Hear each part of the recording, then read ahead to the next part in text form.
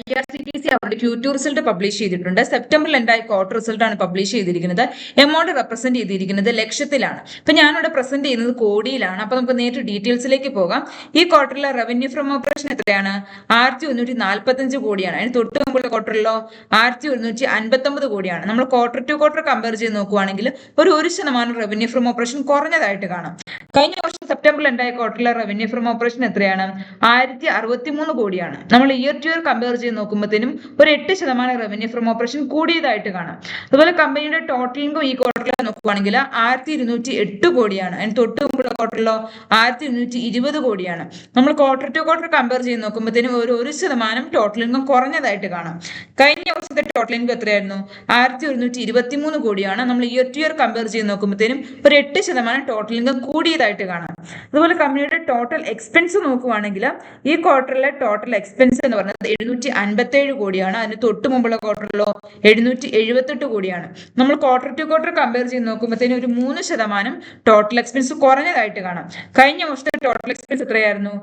707 കോടിയാണ്. നമ്മൾ year to year compare ചെയ്ത് നോക്കുമ്പോഴത്തേനും ഒരു 7% ടോട്ടൽ എക്സ്പെൻസ് കൂടിയതായിട്ട് കാണാൻ സാധിക്കും. നമുക്കിവിടെ നോക്കിയാൽ കാണാൻ സാധിക്കും expense of catering service, expense of tourism, manufacturing and direct expense, other expense എല്ലാം കഴിഞ്ഞ വർഷത്തേക്കാളും കമ്പാരിറ്റീവ്ലി ഈ വർഷം കൂടിയതായിട്ട് നമുക്ക് കാണാം. അതുപോലെ കമ്പനിയുടെ നെറ്റ് പ്രോഫിറ്റ് നോക്കുവാണെങ്കിലോ പ്രോഫിറ്റ് ഫോർ ദ പീരീഡ് നോക്കുവാണെങ്കിൽ ഈ ക്വാർട്ടറിലെ നെറ്റ് പ്രോഫിറ്റ് എന്ന് പറയുന്നത് 342 കോടിയാണ്. അതിന് തൊട്ട് മുമ്പുള്ള ക്വാർട്ടറിലോ 330 കോടിയാണ്.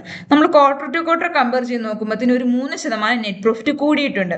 കഴിഞ്ഞ വർഷത്തെ നെറ്റ് പ്രോഫിറ്റ് എത്രയാണ്? 307 കോടിയാണ്.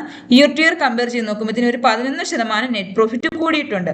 അതുപോലെ കമ്പനിയുടെ EPS ഏർണിംഗ് പെർ ഷെയർ നോക്കുവാണെങ്കിൽ ഇവിടെ ബേസിക് എന്നും കൊടുത്തിട്ടുണ്ട്, ഡൈലൂട്ടഡ് എന്നും കൊടുത്തിട്ടുണ്ട്. അതായത് കമ്പനി അവരുടെ ഷെയർ ഹോൾഡേഴ്സിന് റൈറ്റ് ഇഷ്യൂ ചെയ്തതിന്റെ ഫലമായിട്ട് ഷെയറിന്റെ എണ്ണത്തിൽ വ്യത്യാസങ്ങൾ വന്നിട്ടുണ്ട്. അപ്പൊ ഇതിന് തൊട്ട് മുമ്പുള്ള ക്വാർട്ടറിലെയും ഈ വർഷത്തെ ക്വാർട്ടറിലെയും EPS ഏർണിംഗ് പെർ ഷെയർ പുതിയ ഷെയറിന്റെ അടിസ്ഥാനത്തിൽ തിരിച്ചെഴുതിക്കൊണ്ടാണ് ഇവിടെ ബേസിക് ഡൈലൂട്ടഡ് എന്ന് കാണുന്നത്.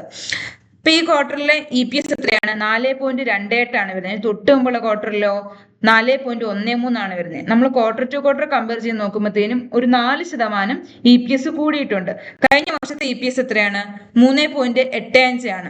ഇയർ ടു ഇയർ കമ്പയർ ചെയ്ത് നോക്കുമ്പോഴത്തേനും ഒരു 11% EPS കൂടിയതായിട്ട് നമുക്ക് കാണാം. അപ്പൊ നമുക്ക് ഇൻകം സ്റ്റേറ്റ്മെന്റ് ഒന്ന് സമ്മറൈസ് ചെയ്ത് നോക്കുവാണെങ്കിൽ നമുക്ക് കാണാൻ സാധിക്കും.